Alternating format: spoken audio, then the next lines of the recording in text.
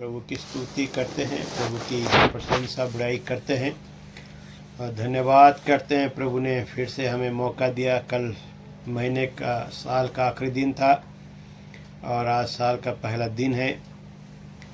कल हमने कुछ बातें सीखी थी जो मैंने आपको सिखाई थी। मुझे विश्वास है कि आज उसको आपने अपने जीवन में किया होगा।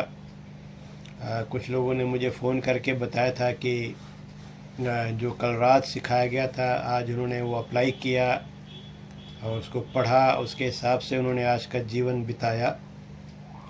प्रभु का धन्यवाद करते हैं। बाइबल कहती है जो आज्ञाकारी लोग हैं वो प्रतिफल ज़रूर पाएंगे। हम जितना ज़्यादा प्रभु के प्रति आज्ञाकारी होंगे, शैतान हमसे उतना ही दूर होगा, उतना ही भागेगा। और अगर हम प्रभु का वचन के प्रति आज्ञाकारी नहीं होंगे तो हम संसारिक रह जाएंगे। फिर हम वो बातें जो हमारे लिए रखी गई हैं, जो हमारे लिए तैयार की गई हैं, जिन बातों के लिए हम तैयार किए गए हैं, हो रहे हैं, तो फिर वो हमारे हाथों से रह जाती हैं। बाइबल के अंदर ऐसा नहीं था कि परमेश्वर राजा साउल को राजगद्दी से हटाना चाहता था। परमेश्वर ने उसको अभिषेक किया था एक खास पर्पज के लिए, एक बड़े भारी काम के लिए। जो काम दाऊद ने किया वो काम प्रभु साउल से चाहता था। फिर दाऊद के लिए कुछ अलग प्लानिंग थी परमेश्वर की। लेकिन जब साउल प्रभु के प्रति आज्ञाकारी नहीं रहा, प्रभु के कार्य को ठीक से नहीं कर पाया, तो फिर प्रभु ने उसको हटा दिया। फिर प्रभु ने ढूंढ लिया ऐसा आदमी जो प्रभु के कार्यों को कर सके, प्रभु के कार्य को ठीक से कर सके। वो कहता है मुझे एक व्यक्ति मिल गया जो मेरे हृदय के अनुसार का है। इसलिए शमूएल को कहता है जा उसको जाकर अभिषेक कर। हम ऐसा ना हो कि हम वंचित रह जाएं, हम उस अनुग्रह से वंचित रह जाए। वो काम जो हमारे लिए रखा गया है ऐसा ना हो कि वो हमारी झोली से निकाल कर किसी और को दिया जाए। जैसे हमने प्रकाशित वाक्य में भी हम पढ़ते हैं कि ऐसा ना हो कि मैं तेरी दीवट उतार कर किसी और को दे दूं या तेरा मुकुट किसी और को दे दिया जाए। ऐसा ना हो कि कोई तुझसे तेरा मुकुट, तेरा प्रतिफल छीन ले। तो हमें अपने जीवनों के अंदर सावधान रहना है। प्रभु के वचन के प्रति आज्ञाकारिता है ना। मैंने वो सारी चीज़ें कल सिखाई थी जो मैं खुद करते आया हूँ 20-25 सालों से। और जब तक मेरे ऊपर कोई आदरी था, मेरे ऊपर जो भी अधिकारी थे, मैंने 100% कोशिश की। और मैं कोशिश नहीं, मैंने 100% किया। उनके प्रति मैं आज्ञाकारी रहा। उन्होंने जो बोला उससे मैंने किया, चाहे मेरा मन खराब था, चाहे मेरे उनके साथ बनती नहीं थी, लेकिन भारी मन से भी। पर मैं प्रभु का काम समझकर फिर मैं खुशी से करता था। पहले मुझे भारी लगता था कि नहीं करना चाहिए, लेकिन फिर मुझे लगता था मैं इनके लिए थोड़ी कर रहा हूँ, मैं तो प्रभु के लिए कर रहा हूँ, मुझे प्रभु के लिए करना है। ऐसा ना हो कि जो काम, ये छोटा छोटा काम प्रभु मुझे दे रहा है इसे मैं ना करूं, तो फिर वो बड़े काम जो मेरे लिए रखे गए हैं उन्हें मैं करने के काबिल न रहूँगा। तो इसलिए हमें अपने जीवन में आज्ञाकारिता को फर्स्ट प्रायोरिटी पे रखना है। हम कल जो सीख रहे थे टाइम मैनेजमेंट के बारे में, होठों के बलिदान के बारे में और शारीरिक इच्छाओं को मारने के बारे में, आज हम सीखेंगे हम मेच्योर कैसे हों, सयाने कैसे बने हम, और सयाना बंदा कौन होता है, सयाने बंदे की पहचान क्या है, वो हम आज थोड़ा सीखेंगे। सयाना बंदा उलझता नहीं है। जो पहली क्वालिटी है वो झुंझलाता नहीं है, वो डिस्टर्ब नहीं होता, वो दुनिया के हालातों में अपने आप को नहीं फंसाता, दुनियावी बातों में नहीं फंसाता। उसका जो टारगेट है वो हमेशा प्रभु को देखता है, प्रभु की ओर उसका मन लगा रहता है। इसलिए अगर हम सियाने नहीं बन पाए और अभी तक हम, अगर मैंने जैसे आपको बताया था, दूध ही पी रहे हैं, तो दूध उन लोगों को पिलाया जाता है जो स्किलफुल नहीं है, जो परमेश्वर के वचन की समझ को नहीं रखते, जो उसकी धार्मिकता को ठीक से नहीं समझते, वो लोग दूध पीते हैं, है ना। और कई लोगों को तो अभी तक दूध भी नसीब नहीं हो रहा है, वो भी कोको कोला पी रहे हैं, कोई सॉफ्ट ड्रिंक पी रहा है, कोई मीठा मीठा वाला पी रहा है, कोई कुछ पी रहा है। पर प्रभु का धन्यवाद है कि मैंने आप लोगों को दूध नहीं मीठी खिलाता हूँ। शुरू से दूध आपके लिए है नहीं, अब आप लोग मैच्योर हो चुके हैं, आपके लिए मीठी है। और फिर भी हमें मीट खाने वालों को भी सावधान रहना है कि हम उतना ही खाएं जितना हम पचा सके। ओवर खाएंगे तो काम खराब होता है। तो इसलिए हम आज सीखेंगे कि हम अपने आप को मैच्योरिटी में कैसे बना के रखें, है ना। अपने आप को कैसे एक परफेक्शन के साथ एक मैच्योरिटी में बना के रखें कि कोई भी डिस्टर्बेंस हमें डिस्टर्ब ना कर सके, कोई भी शैतान के कार्य, कोई भी शैतान की युक्ति योजना हमें डिस्टर्ब ना कर सके, प्रभु के कार्यों से, प्रभु के मार्गों से हमें डिगा ना सके। हम वचन खोलेंगे, इब्रानियों 12 अध्याय उसका 1 और 2 पढ़ेंगे।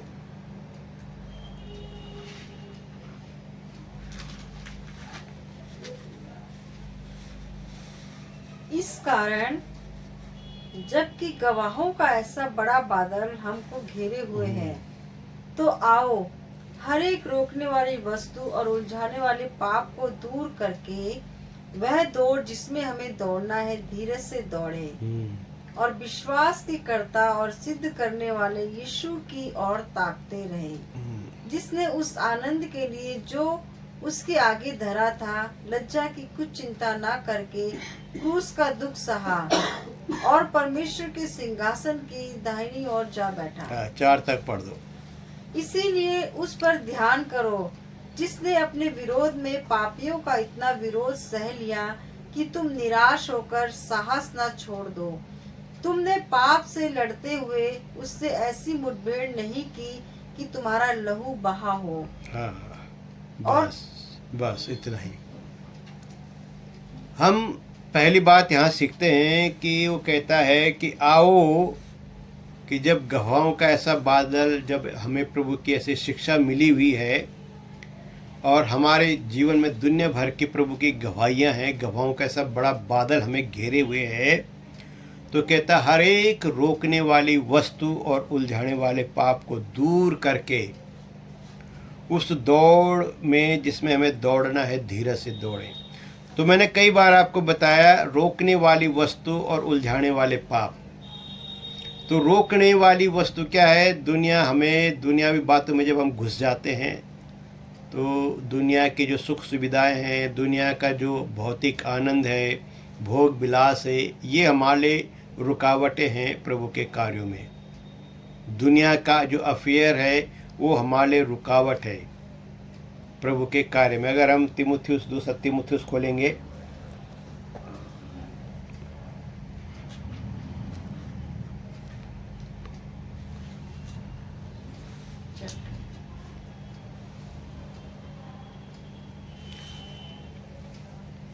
और उसका 2 अध्याय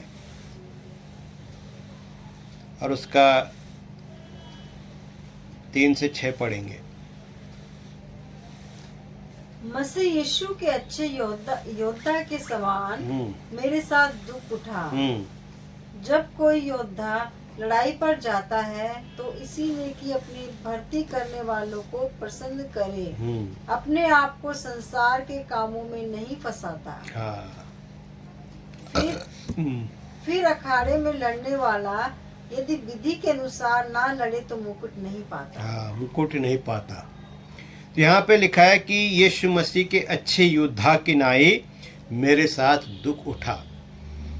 हम आजकल की प्रीचिंग में ना फंसें। मैं किसी को क्रिटिसाइज करना नहीं चाहता, पर जो मन भावनी लुभावनी बातों में ना फंसें। बाइबल हमें सिखाती है मसीह यीशु में दुख उठाने के बारे में, भौतिक संसार से दूर रहने के लिए, आत्मिक संसार में जाने के लिए, संसारिक बातों पर, पृथ्वी की वस्तु पर मन नहीं लगाने के लिए, परंतु स्वर्गीय वस्तु पर मन लगाने के लिए, अपनी आँखों को दुनियावी वस्तुओं पर नहीं लेकिन यीशु मसीह की ओर लगाने के लिए हमें सिखाता है। तो यहाँ पे लिखा है कि एक योद्धा की नाई, मसीह के योद्धा के नाई, मसीह के एक अच्छे योद्धा की तरह मेरे साथ दुख उठा।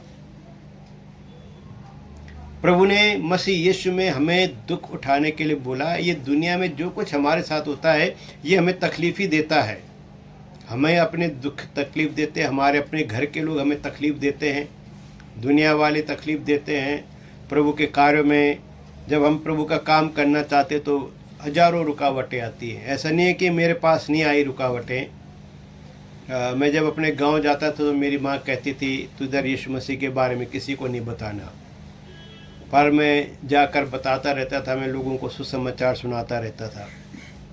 जब उसने प्रभु के प्रताप को देखा, प्रभु के स्वाद को चखा, तो वो खुद ही प्रचार करने लग गई। वो खुद ही लोगों को सुसमाचार सुनाने लगी और मुझसे भी ज़्यादा बेहतरीन तरीके से सुनाने लग गई। तो समय आता है जब आपका जो विरोधी है, जो आपको बोलता है नहीं करना, कल वही करना शुरू भी कर देता है। आपको नहीं पता आपके घर में से कौन सा बंदा पौलुस बन के निकल आए। तो इसलिए धीरज के साथ लड़ना है। तो योद्धा जो होता है, जो योद्धा है, प्रभु का योद्धा है, वो सब प्रकार का धीरज रखता है। बाइबल कहती है कि जो प्रभु का योद्धा है वो सब प्रकार का धीरज रखता है। और जब कोई योद्धा पूरा लड़ाई में जाता है, लड़ाई पर जाता है, तो इसलिए अपने भर्ती करने वालों को प्रसन्न करे, अपने आप को संसार के कामों में नहीं फंसाता। अब आपको भर्ती यानी आपको पॉइंट किसने किया है? प्रभु यीशु मसीह ने किया है। तो अगर आप उसके लिए, युद्ध के लिए जा रहे हैं, उसके काम पे जा रहे हैं, तो आपको अपनी दुनियावी बातों में न फंसाओ। प्रभु का काम करने के लिए जाना मतलब प्रार्थना करनी है, वचन पढ़ना है, तो उसमें पढ़ो, फंसो मत, अपने आप को संसारिक बातों में न फंसाओ। अक्सर हमारे घर में लोग तभी आते हैं जब आप प्रार्थना करना चाहते हैं। तो यहाँ वो कहता है कि जो बंदा युद्ध पे जाता है, लड़ाई पर जाता है, वो अपने भर्ती करने वाले को यानी प्रभु यीशु मसीह को प्रसन्न करता है और अपने आप को संसार के कामों में नहीं फंसाता। अगर हम प्रभु की सेवा में उतरे हैं, चाहे हम जॉब करें, चाहे हम फुल टाइम मिनिस्ट्री करें, चाहे हम पार्ट टाइम मिनिस्ट्री करें, अगर हमने अपने आप को फंसाना शुरू कर दिया लोगों के साथ में, दुनियावी बातों में, तो फिर हम कभी युद्ध जीत नहीं सकेंगे। तो युद्ध जीतने के लिए हमें अपने आप को संसारिक बातों में फंसना नहीं, दुनिया के साथ, दुनिया के अफेयर में नहीं फंसाना। यहाँ वो साफ कहता है कि वो अपने आप को दुनियावी बातों में नहीं फंसाता। और यही हम इब्रानियों 12 अध्याय में पढ़ते हैं कि हर एक रोकने वाली वस्तु और उलझाने वाले पाप को दूर करो और उस दौड़ को जो हमारे आगे रखी है धीरज के साथ दौड़े। तो हमें उस दौड़ को धीरे से दौड़ना है, धीरज के साथ दौड़ना है, ताकि हम जीतें, ताकि हम मुकुट पाएं। और यहाँ वो साफ कहता है तीमुथियुस में, यदि अखाड़े में लड़ने वाला विधि से न लड़े तो उसे मुकुट नहीं मिलता। इसी तरह से प्रभु की सेवा करने के लिए भी विधियां दी गई हैं, नियम दिए गए हैं। अगर हम प्रभु की सेवा को नियम से नहीं करेंगे तो हमें मुकुट नहीं मिलेगा। तो वो दौड़ जिसमें हमें दौड़ना है, एक सियाणे बंदे की तरह दौड़ना है, एक मैच्योर बंदे की तरह दौड़ना है, धीरज के साथ दौड़ना, जल्दबाजी नहीं दिखानी, अपने आप को संसारिक बातों में नहीं फंसाना, दुनियावी कार्यों में नहीं फंसाना, वहाँ से बाहर निकलना है। हमने प्रभु के लिए अपना जीवन दिया है, प्रभु सेवकाई में अपने जीवन को दिया है, तो हमारा ध्यान प्रभु ने हमें क्या करने को कहा, क्या सेवकाई दी है, उसे करने के ऊपर हमारा ध्यान होना चाहिए। और जब हम उसके ऊपर ध्यान करेंगे तो जो हमारा भर्ती करने वाला है, हमें अपॉइंट करने वाला है, हमें अभिषेक करने वाला है, जिसने हमें ऑर्डेन किया है प्रभु के कार्यों के लिए, वो प्रसन्न होना चाहिए। और कहता है हमें अपने आप को संसारिक बातों में नहीं फंसाना है, संसारिक अफेयर में नहीं फंसाना है। मैं इन चीज़ों से बहुत बाहर आ चुका हूँ। कुछ भी हो जाए, जिस काम के लिए मैं निकल जाता हूँ, मैं उस काम को पूरा ही करता हूँ। जो काम प्रभु ने मुझे करने को कहा उससे मैं पूरा ही करता हूँ, है ना। जैसे लास्ट ईयर मार्च में हम दिल्ली में जब मीटिंग कर रहे थे, तो मीटिंग के बीच में मेरी माँ की डेथ हो गई थी। और मेरे सामने ये था कि मैं अपनी माँ के अंतिम संस्कार में जाऊँ या प्रभु का काम कंप्लीट करूँ। तो मेरे पास प्रायोरिटी है, मैं कहाँ जाऊँ, संसार को देखूँ या फिर प्रभु की ओर देखूँ।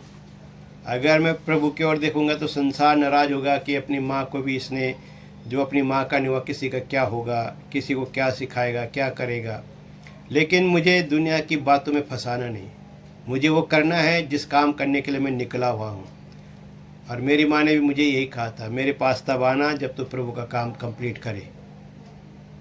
बीच में मत करना, जब कंप्लीट हो जाए, जब तेरी मीटिंगें ख़त्म हो जाए तब आना मेरे पास। पर वो बीच में ही चली गई। यहाँ पे मेरे लिए बहुत धर्म संकट था, मैं क्या करूँ।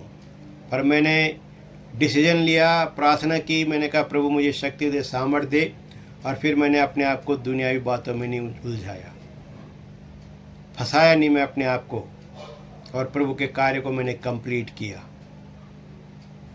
अगर हम अपने आप को फंसाएंगे तो हम सेवा में कभी आगे नहीं बढ़ सकेंगे, हम प्रभु के कार्य को कंप्लीट नहीं कर सकेंगे। हमें दुनियावी अफेयर के अंदर फंसना नहीं है। जो टारगेट हमारे आगे, जो एम हमने रखा हुआ है, जो दौड़ हमारे आगे रखी गई है, उस दौड़ में अगर दौड़ना है तो विधि के अनुसार दौड़ना है, तरीके से दौड़ना है, अपने ट्रैक में दौड़ना है। अगर आपको ऊपर जाकर प्रतिफल पाना है, पौलुस कहता है मैं तो इसीलिए दौड़ रहा हूँ कि मैं प्रतिफल पाऊँ। आपको भी मुकुट के लिए ही दौड़ना है कि ऊपर जाके आपको प्रभु मुकुट दे, आपको शाबाशी दे।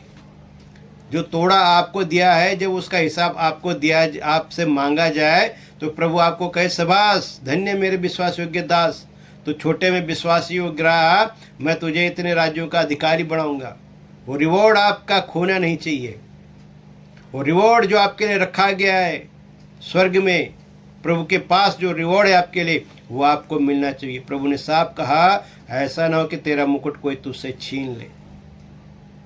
हम मुकुट के लिए लड़ रहे हैं, हम मुकुट के लिए जी रहे हैं इस दुनिया के अंदर। ऊपर जाके में शाबाशी पानी है। इस दुनिया में लोग आपको कुछ भी कहें, उनकी परवाह नहीं करनी। आपने प्रभु की सुननी है। पौलुस और पतरस, यूहन्ना और पतरस को जब यीशु मसीह के नाम से प्रचार कर रहे थे, और जब उनको काउंसिल ने पकड़ा, उनको मारा कूटा और उनको धमकाया कि इस नाम से फिर तुम उपदेश नहीं करना, तो उन्होंने कहा ये कैसे हो सकता है कि हम परमेश्वर के आगे को छोड़कर मनुष्य के आगे को माने या मनुष्य की सुने। प्रभु की सुननी है, चाहे जो मर्जी हमारे साथ हो जाए। तो यहाँ पे वो कहता है कि हर एक रोकने वाली वस्तु और उलझाने वाले पाप को अपने से दूर करो। हर एक रोकने वाले, जो आपको प्रभु के कार्यों में रोकती है, जो चीज़ आपको प्रार्थना करने से रोकती है, जो आपको प्रभु की सेवा करने से रोकती है, वो कोई भी हो, उसे हमें दूर करना है। हमें इब्तिया की तरह मूर्खता नहीं करनी कि जो मेरे घर से पहले आएगा मैं यहोवा को कुर्बान करूंगा। इस तरह की मूर्खता नहीं। उसकी जो संगति थी, वहाँ लिखा है वो लुच्चे लोगों के साथ संगति करता था, इसलिए लुच्चे लोगों की तरह उसके मुंह से बात निकल गई, जो मेरे घर से पहले आएगा मैं कर दूंगा। हमें इब्तिया की तरह नहीं मन्नतें मांगनी, हमें काम करना है पौलुस की तरह, ये पतरस की तरह, एक प्रभु के सच्चे सेवक की तरह। हर एक वो उलझाने वाली पाप को, उलझाने वाली बातों को, रुकने वाली वस्तु को अपने जीवन से, मुझे जो प्रभु के कार्य में जो चीज़ रोक रही है, मुझे उसे हटाना है। मैंने सेवकाई के अंदर बहुत लड़ाई लड़ी है, बहुत मेरी मुठभेड़ हुई है, बहुत संघर्ष मैंने किया है, आज भी करता हूँ। हर रोज लड़ाई होती है, हर रोज कोई ना कोई नई मुसीबत आगे खड़ी हो जाती है, कोई ना कोई नई समस्या आगे खड़ी, पर मैं उनके ऊपर ज़्यादा फोकस करता नहीं। मुझे कोई चीज़ प्रभु के कार्य करने से रोकेगी नहीं। ये मेरे ऊपर डिपेंड करता है, मैं रुकना चाहूँ या नहीं रुकना चाहूँ। तो अगर आप मैच्योर बंदे हैं और आप मसीह यीशु में मैच्योर हो गए हैं, अब आप अन्न खा रहे हैं, सॉलिड फूड खा रहे हैं, तो आपको इन बातों में सावधान रहना कि कोई भी चीज़, कोई भी बात आपको प्रभु के कार्य करने से रोकना नहीं पाए। जो आपने टाइमिंग फिक्स कर ली, जो कार्य आपने फिक्स कर लिया मुझे प्रभु के लिए करना है, तो आप उसे जान पर खेल कर भी कीजिए, विधि के अनुसार कीजिए। पूरा जो प्रभु ने हमें नियम दिए हैं काम करने के लिए, सेवकाई करने के लिए, उनको पूरी तरह से इत्मीनान के साथ कीजिए। हर एक रोकने वाली वस्तु को अपने जीवन से दूर कीजिए। जो भी आपको प्रभु के कार्यों में रोकती है, प्रार्थना करने से रोकती है, वचन पढ़ने से रोकती है, प्रभु के साथ संगति करने से, चर्च जाने से रोकती है, संगति करने से रोकती है, उन सारी वस्तुओं के खिलाफ खड़े हो जाओ। उन सब वस्तुओं को अपने जीवन से हटाओ और आगे बढ़ो। अगर हम फंस गए, दुनियावी चक्करों में फंस गए, तो बहुत मुश्किल हो जाएगा। बहुत कठिन होगा इस दौड़ को दौड़ना। ये दौड़ में हमें धीरज से दौड़ना होता है। ट्रैक से इधर उधर नहीं भागना, ट्रैक के ऊपर ध्यान रखना है। जिस तरीके में मुझे बुलाया, जिस ऑफिस में मुझे बुलाया है, अगर मुझे एक पास्टर बुलाया है तो मैं पास्टर का काम करूं, मुझे एक इवेंजलिस्ट बुलाया है तो मैं एक इवेंजलिस्ट का काम करूं, मुझे एक प्रचारक बुलाया है तो मैं उसका काम करूं। जो काम प्रभु ने जिस कार्य के लिए मुझे बुलाया है उस कार्य को कंप्लीट करने के लिए मुझे आप प्रभु आशीष करें। आप अपने आप को एक साधारण विश्वासी मत समझिए। अक्सर चर्च के लोग कहते हैं हम तो विश्वासी हैं। मैं भी तो विश्वासी हूँ, कोई अलग थोड़ी हूँ, सब विश्वासी हम। मसीह यीशु पर विश्वास करने वाले सबसे पहले विश्वासी ही है। उसके बाद कोई पादरी है, कोई अपोस्टल है, कोई प्रोफेट है, कोई इवेंजलिस्ट है, कोई प्रीचर है, कोई डीकन है, कोई बिशप है, कोई एल्डर्स है, कोई कुछ है, उसके बाद ही है। सबसे पहले तो हम जो है वो विश्वासी ही है। तो एक विश्वासी के पास भी सेम रिस्पॉन्सिबिलिटी है जो सबके पास है। एक विश्वासी को भी दौड़ में दौड़ना है, ये थोड़ी कि वो अलग खड़ा रहे और पादरी उसके लिए दौड़ता रहे। ये उसका अगुआ उसके लिए दौड़, अगुआ आगे आगे और विश्वासी पीछे पीछे। अगुआ का काम है मार्ग बताना, उस मार्ग पे दौड़ना। उससे आगे नहीं दौड़ना, उसके साथ साथ दौड़ना है। प्रभु के साथ साथ दौड़ना, प्रभु के पीछे दौड़ना और अगुआ के साथ दौड़ना है। प्रभु के आगे नहीं बढ़ना और अगुआ से आगे भी नहीं जाना। प्रभु के मार्ग पे अपने अगुआ के साथ साथ साथ चलना है, कदम से कदम मिलाकर चलना है, आगे नहीं दौड़ना। आगे दौड़ने पे आप मार्ग भटक सकते हैं। इसलिए अगुए के साथ ही दौड़ना है, विधि के अनुसार दौड़ना है, उलझाना नहीं, रोकना है। अपने हर एक को उलझाने वस्तु और रोकने वाली वस्तुओं को हटाएंगे। वापस इब्रानियों 12 में आएंगे और पहला वचन फिर से पढ़ेंगे हम इसका। इस कारण हाँ, जबकि गवाहों का ऐसा बड़ा बादल हमको घेरे हुए है, तो आओ हर एक रोकने वाली वस्तु और उलझाने वाले पाप को दूर करके वह दौड़ जिसमें हमें दौड़ना है धीरज से दौड़े। हाँ, धीरज से दौड़े। उस दौड़ में जिसमें हमें दौड़ना है धीरज से दौड़े।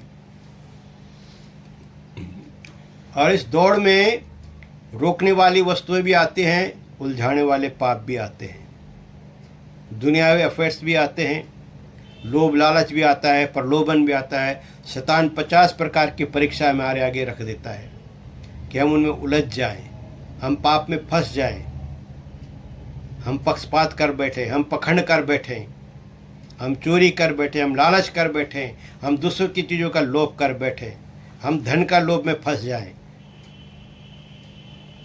वो चाहता है हम फंस जाए। वो कहता है उलझाने वाला पाप यही होता है। कभी वो पैसे के चक्कर में मिनिस्ट्री खराब हो गई, कभी चीज़ों के चक्कर में, कई प्रकार के पापों में पास्टर लोग गिर जाते हैं। और सबसे खतरनाक पाप तो लोभ लालच ही है। और वो कहता है धन का लोभ सब प्रकार की बुराई की जड़ है। ये ऐसा पाप है जो आपको जब उलझाता है तो इसमें से बंदा बाहर ही नहीं निकल पाता। व्यभिचार से आदमी बाहर आ भी जाता है, पर धन के लोभ से तो आदमी बाहर निकल ही नहीं पाता। वो तो अपने शरीर को, अपने जीवन को नाना प्रकार के दुखों से छलनी कर देता है। उसका विश्वास का जहाज तो डूब जाता है। तो उलझाने वाले पाप है धन का लोभ, धन की चिंता फिक्रें। चिंता करना भी पाप है।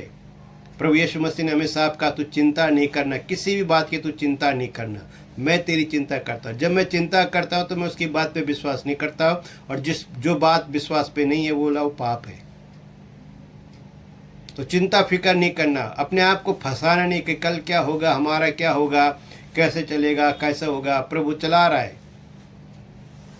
मैं 26 साल से सेवकाई में हूँ, 26 साल से प्रभु चला रहा है, दौड़ा रहा है, अपने लिए दौड़ा रहा है। प्रभु ले रहा है काम, बर्तन के समान सौंप रखा उसको, जिधर ले जाना ले चल, धोता है फिर यूज करता है, फिर धोता है फिर यूज करता है। समर्पण कर दो अपने आप को। आज मैं एक मित्र को मैंने कुछ न्यू ईयर का ग्रीटिंग भेजा था, तो उन्होंने मुझे शाम को, इंग्लैंड में रहते हैं वो, इंग्लैंड चले गए। मुझे नहीं पता था वो इंग्लैंड चले गए, क्योंकि मुझे लगता था वो जामिया इस्लामिया में सेवा कर रहे हैं। इधर हमदर्द नगर दिल्ली में। तो क्योंकि मैं उनके साथ जामिया इस्लामिया में कई बार उनके साथ उस यूनिवर्सिटी कैंपस में गया था, जहां आजकल ये अन्य जाति के लोग पंगा करते हैं मुसलमानों के साथ, हमदर्द नगर जामिया इस्लामिया।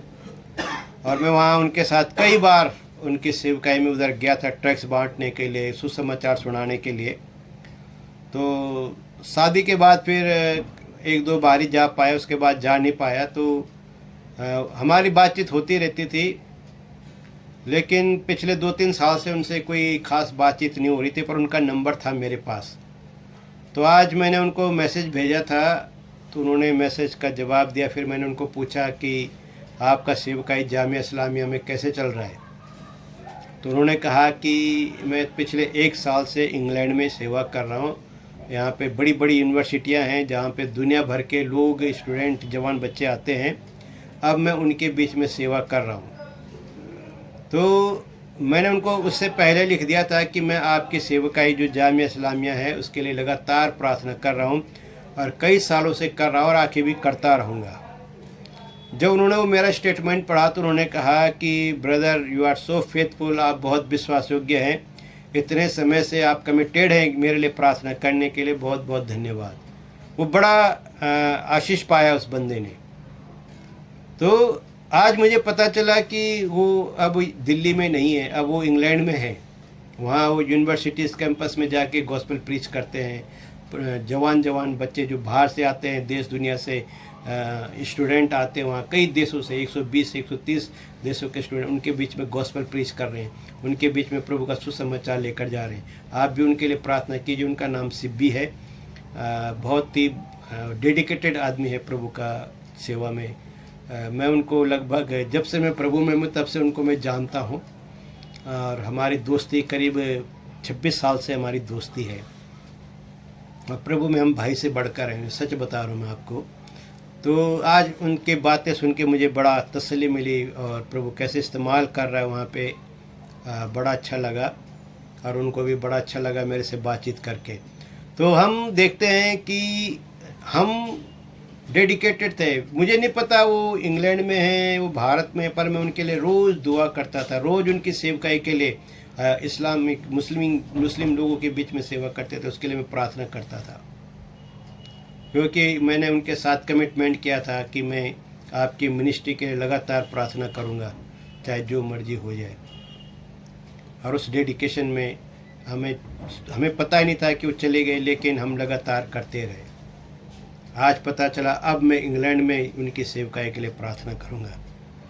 तो हमें फंसना नहीं है, अपने आप को फंसाना नहीं, दुनिया के उलझनों में फंसाना नहीं। कोई भी चीज़ हमें रोक न पाए, दुनिया की कोई व्यर्थ वस्तु हमारी आंखों के सामने नहीं आनी चाहिए। कोई दुनिया की चीज़ हमें अट्रैक्ट न करने पाए, दुनिया का कोई अट्रैक्शन हमें प्रभु के मार्गों से भटकाने न पाए। क्योंकि आजकल गैजेट की भी बड़ी मार है कि हमें ये चाहिए, हमें वो चाहिए, तो वो बिना गैजेट के भी काम चल जाएगा। धीरे धीरे प्रभु सब कुछ इंतजाम करता है। तो हमें अपने आप को उलझाना नहीं। अगला वचन पढ़ेंगे इसका, हमें धीरज के साथ उस दौड़ को दौड़ना जो हमारे आगे रखी गई है, और विश्वास के कर्ता हाँ, और सिद्ध करने वाले यीशु की ओर ताकते हाँ, रहें। और ये सिद्ध करता, विश्वास के सिद्ध करता यीशु मसीह की ओर ताकते रहे। मतलब आपकी आंखें यीशु मसीह की ओर लगी होनी चाहिए, ताकि आप भटक न जाएं, आप मिसलीड ना हो जाएं, है ना। जब पतरस ने यीशु मसीह को पानी पे चलते हुए देखा तो पहले वो डर गए, कहते कोई भूत है, लेकिन जब प्रभु ने कहा मैं हूँ, तो कहता है प्रभु मुझे भी आज्ञा दे। और जब प्रभु ने कहा आजा, और पतरस ने पानी में पैर रखा, तो कुछ देर चला। जब तक वो यीशु की ओर देखता रहा, वो प्रॉपर चला। जैसे उसका ध्यान भटका, वो तुरंत डूब गया। तो दुनिया की जो लहरें हैं हमारे ध्यान को भटका देती हैं, इसलिए हमें यीशु की ओर ताकते रहना, यीशु की ओर देखते रहना है। यीशु ने जो क्रूस पे किया, यीशु ने जो ज़िंदगी जी, वो ज़िंदगी आप और मुझे जीनी है। ये हमारी लड़ाई, ये हमारी दौड़ है कि मुझे यीशु मसीह की तरह होना है, उसके स्वभाव में जाना, उसके डील डॉल में जाना है। ये हमारी रेस का मेन टारगेट है। ये हमें कोई हटाए ना। वो कहता है सिद्ध करता, विश्वास का कर्ता, सिद्ध करता यीशु की ओर ताकते रहो। विश्वास के कर्ता और सिद्ध करने वाले, जिसने आपको सिद्ध करना है, यानी यीशु मसीह की ओर ताकते रहे, है ना। और यीशु मसीह बोला उस आनंद को जो उसके आगे रखा गया था, उसने कोई लज्जा की चिंता नहीं की, क्रूस का दुख उठा दिया, है ना। हम इफिसियों 2 अध्याय का 5 से आगे पढ़ते हैं। वो अपने आप को शून्य कर दिया, दास का स्वरूप धारण कर लिया, अपने आप को एकदम क्रूस की मृत्यु ले ली। यहाँ तक वो बोला आज्ञाकारी रहा। तो हमें उस लेवल तक जाना है। और कहता है फिर वो परमेश्वर के, उसको प्रतिफल क्या मिला? सर्वोच्च नाम मिला, परमेश्वर के दाहिनी ओर बैठा। इसलिए क्या है, उस पर ध्यान करो। तीसरे वचन में वो कहता है उस पर ध्यान करो, जिसने अपने विरोध में पापियों का इतना विरोध सह लिया कि तुम निराश होकर साहस न छोड़ो। जितना विरोध यीशु मसीह का हुआ उतना आज तक हमारा तो हुआ नहीं है, ना कभी होगा।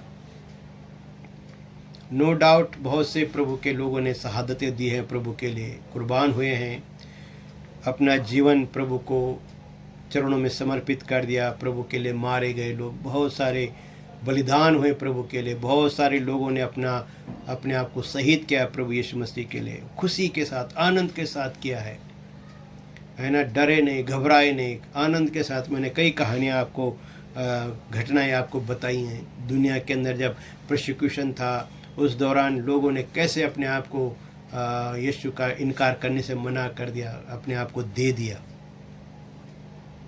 तो वो कहता है कि हम उस पर ध्यान करें, हम यीशु मसीह पर ध्यान करें कि जिसने अपने विरोध में पापियों का इतना विरोध सह लिया, इतना विरोध। आप जानते हैं उसकी दाढ़ी नोची गई, उसके मुंह पे थूका गया, किसी ने घूंसे मारे, किसी ने लात मारी, है ना। लोगों ने बहुत मिसबिहेव किया हमारे प्रभु के साथ। उनमें हम भी उस भीड़ का हिस्सा हम भी थे। एक समय जब हम प्रभु के साथ नहीं थे, प्रभु को नहीं जानते थे, तो उस भीड़ का हिस्सा हम भी थे। हमने भी वो सब कुछ किया, है ना। इतना प्रभु ने विवाद सहा, इतना विरोध सहा। और कहता है इसलिए तुम भी उस पर ध्यान करो कि तुम हिम्मत न हारो, तुम साहस न छोड़ो, तुम निराश न हो। मैच्योरिटी हमें सिखाती है निराश नहीं होते हम। निराशा शैतान का हथियार है। और कहता है तुमने पाप से लड़ते लेते ऐसी मुठभेड़ नहीं हुई कि जो तुम्हारा लहू बहा हो।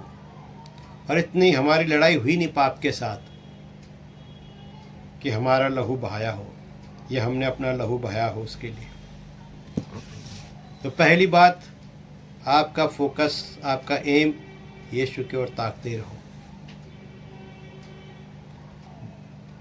विश्वास के कर्ता, सिद्ध करने वाले यीशु की ओर ताकते रहे, लेफ्ट राइट न देखें।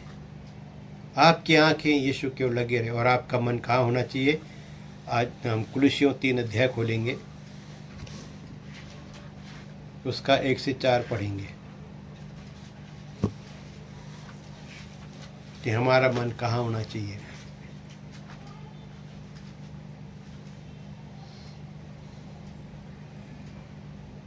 क्योंकि हमने सुना है कि मसीह यीशु कुलुसियों 3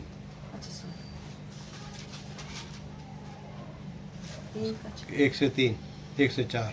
अतः हाँ। जब तुम मसीह के साथ जिलाए गए तो स्वर्गीय वस्तुओं की खोज में रहो, हाँ। जहाँ मसीह विद्वान है और हाँ। परमेश्वर के दाहिनी ओर बैठा है। पृथ्वी पर की नहीं परंतु स्वर्गीय वस्तुओं पर ध्यान लगाओ, क्योंकि तुम तो मर गए और तुम्हारा जीवन मसीह के साथ परमेश्वर में छिपा हुआ है। जब मसीह जो हमारा जीवन है प्रकट होगा, तब तुम भी उसके साथ महिमा सहित प्रकट किए जाओगे। आमीन, आमीन। तुम भी महिमा सहित प्रकट किए जाओगे। तो आंखें, जो सियाने बंदे होते हैं वो अपने आप के इधर नहीं फंसाते, व्यर्थ वस्तुओं की ओर नहीं देखते, अपने आप को उलझाते नहीं हैं, दुनियावी अफेयर के साथ नहीं फंसाते हैं। जो मसीह यीशु के योद्धा हैं वो दुनियावी अफेयर में अपने आप को नहीं फंसाते। ये हो गया, आज वो हो गया, फलाना हो गया, इन चीज़ों में फंसाते नहीं। बस प्रभु का काम करना है तो करना है ना। आसान नहीं होता है, मुझे पता है, लेकिन करेंगे तो फिर आसान हो जाता है। नहीं करेंगे तो फिर वो कठिन ही रह जाता है ना। करने पे पता चलता है कि वो कठिन नहीं था, है ना। हमारे गांव में एक नदी है और बच्चे वहाँ तैरने के लिए जाते थे, तो मैं भी था जब छोटा सा था, चौथी पाँचवीं में पढ़ता था, तो हमारे गांव के लड़के भी वहाँ तैरने के लिए जाते थे। तो मुझे ऊंचाई से डर लगता था, तो मैं किनारे पे ही थोड़ा बहुत हाथ पैर चला लेता था। और लेकिन मेरे गांव के लड़के, मेरे दोस्त ऊपर से छलांगे मारते थे, 25 फीट से 30 फीट से ऊपर से पहाड़ से छलांग मारते थे पानी में। और मैं ऊपर जाता था लेकिन नीचे देखता था, मेरी हालत ख़राब हो जाती थी। तो हमारे गांव का एक फौजी आदमी था, तो मैं उसे पत्थर पे बैठा हुआ था, उसने मुझे पकड़ के एकदम पानी में फेंक दिया, है ना। थोड़ी देर मुझे थोड़ी दिक्कत हुई, नाक के अंदर पानी घुस गया, थोड़ा तैरने में मुश्किल हुई, पर किसी तरह से मैं बाहर आया, तो वहाँ से मेरा डर चला गया। अगली बार से मैं सीधे पहाड़ उसी पत्थर पे चढ़ के जंप करता था, और उसके बाद मैंने बहुत सारे लोगों को उस पानी में तैरना सिखाया, जंप करना सिखाया, है ना, फ्लिप मारना सिखाया पानी में उल्टा ऐसे जंप करके। तो जब तक डर रहता है हम कर नहीं पाते हैं, पर जब वो डर निकल जाता है तो हम दूसरों को भी सिखा देते हैं। तो यहाँ पे वो साहब कहता है कि तुम्हारा जो फोकस है वो चेंज नहीं होना चाहिए, तुम्हारा मन, तुम्हारी आंखें टारगेट की ओर लगा होना चाहिए। और कहता है कि तुम जब प्रभु के साथ हो, स्वर्गीय वस्तुओं की खोज में रहो, उन वस्तुओं की खोज में रहो जहाँ मसीह विद्यमान है ना। स्वर्गीय वस्तुओं की खोज पे रहो, पृथ्वी पर की नहीं, परंतु स्वर्गीय वस्तुओं की खोज। आपका टारगेट धरती पे है ही नहीं, धरती में वो चीज़ आपके लिए बनाई नहीं गई जिसे आप यहाँ से ले लो। आपके लिए सब कुछ स्वर्ग में रिजर्व रखा हुआ है।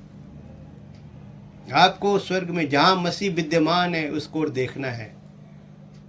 वो कहाँ है? वो स्वर्ग में है। जहाँ तेरा धन है वहाँ तेरा मन है। तो अपना धन यीशु मसीह को ही बनाओ, इस दुनिया के धन पर विश्वास न करो। ये धन हमारे साथ जाता नहीं है, ये हमारे किसी काम आता नहीं है। हम जितना मर्जी हमें पैसा मिल जाए, ये हमें कभी तृप्त करता नहीं है। इसलिए हम अपना फोकस, जब हम सियाणे बंदे तो हमारा फोकस डिगना नहीं चाहिए, हमारा टारगेट मिसिंग नहीं होना, हमारा एम मिस नहीं होना चाहिए। पौलुस भी कहता है फिलिपियों में, मैं निशाने की ओर दौड़ा चला जाता हूँ, पीछे की बातों को छोड़कर निशाने की ओर दौड़ा चला जाता हूँ। हमें भी निशाने की ओर दौड़ना है, सही टारगेट की तरफ दौड़ना है, यीशु को देखते हुए दौड़ना है। क्रूस ही तेरा निशान, क्रूस ही तेरा सब कुछ है। दौड़ना है हमने, स्वर्गीय वस्तु की खोज में रहना है। स्वर्ग में क्या रखा हुआ है, वो ट्रेजर, वो चीज़ों के लिए वस्तु, उन वस्तुओं की खोज में। धरती की कोई भी वस्तु आपको प्रभु के मार्गों से डिगा सकती है, आपके मन को भटका सकती है। सैमसन इतना पावरफुल आदमी था, औरतों ने उसको भटका दिया। सुलेमान इतना बुद्धिमान राजा था, प्रभु ने उसको सब कुछ दिया था। उसको, वो पहला व्यक्ति था जिसने बुद्धि ज्ञान समझ उसको दिया गया, ऐसा आज तक किसी को नहीं मिला। वो आदमियों को औरतों ने भटका दिया, दुनियावी बातों में फंसा और फंस गया और भटक गया। वो मंदिर बनाया था उसने प्रभु का, फिर उसने और भी मंदिर बना दिए। प्रभु का एक मंदिर बनाया और दुष्ट आत्माओं के उसने दुनिया भर के मंदिर बना दिए यरूशलेम में, और इजराइल को 2 हिस्सों में बांट दिया। उसकी मौत के बाद इजराइल कौम 2 हिस्सों में चली गई, कि यहूदा गोत्र और एक इजराइल कौम।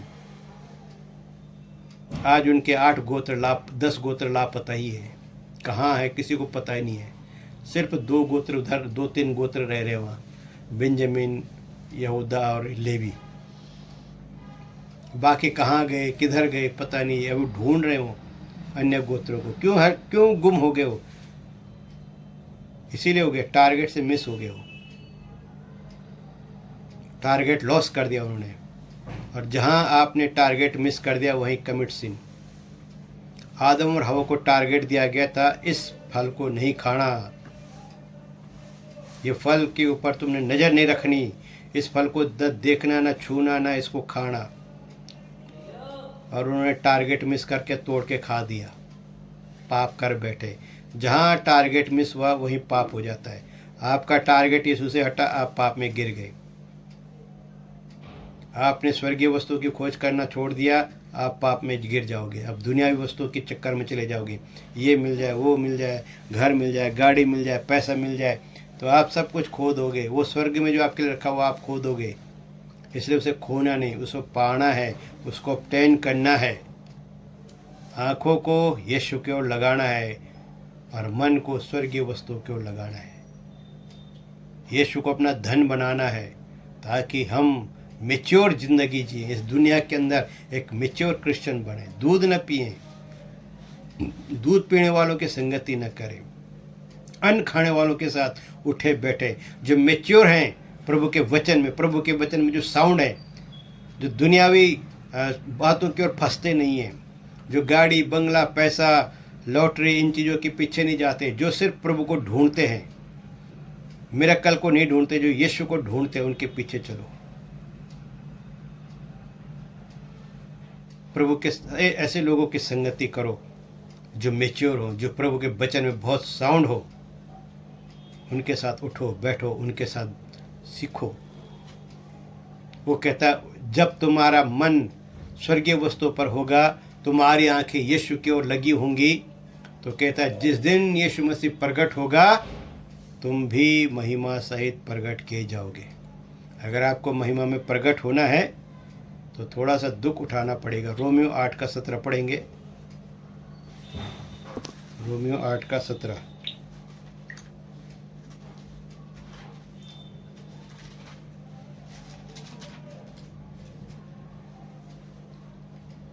और यदि संतान है तो बारिश भी है, वरन परमेश्वर के बारिश और मसीह के संगी बारिश है, कि जब हम उसके साथ दुख उठाएं तो उसके साथ महिमा भी पाएं। हाँ, जब उसके साथ दुख उठाएं तो उसके साथ महिमा पाएं। तो अगर प्रभु के साथ दुख उठाएंगे तभी महिमा में आएंगे।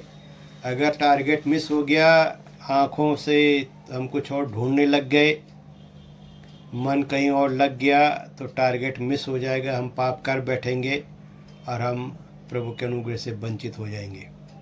इसलिए हम ध्यान रखें, अपनी दौड़ को धीरे से दौड़ें, अपनी आँखों को यीशु की ओर लगाएं, अपने मन को स्वर्गीय वस्तुओं की ओर लगाएं, उसके वचनों में लगाएं, उसके कामों में लगाएं, दुनियावी बातों में न फंसाएं। योद्धा हैं आप, प्रभु के योद्धा हैं। प्रभु ने आपको भर्ती किया अपनी फ़ौज में, आप उसके काम के लिए निकले हैं। उसके काम पर मन करें, फोकस करें और उस कार्य को करें। अपने आप को दुनियावी अफेयर में न फंसाएं, उलझाने वाले पाप में न फंसें, रोकने वाली वस्तुओं को दूर रखें अपने से। आओ हम प्रार्थना करें। स्वर्ग में विराजमान सर्वशक्तिमान प्रभु परमेश्वर पिता, हम आपके नाम की स्तुति करते हैं, आपके नाम की प्रशंसा, आपके नाम की बड़ाई करते प्रभु। धन्यवाद करते हैं आज के कलाम के लिए प्रभु जी, जो आपने हमें दिया प्रभु।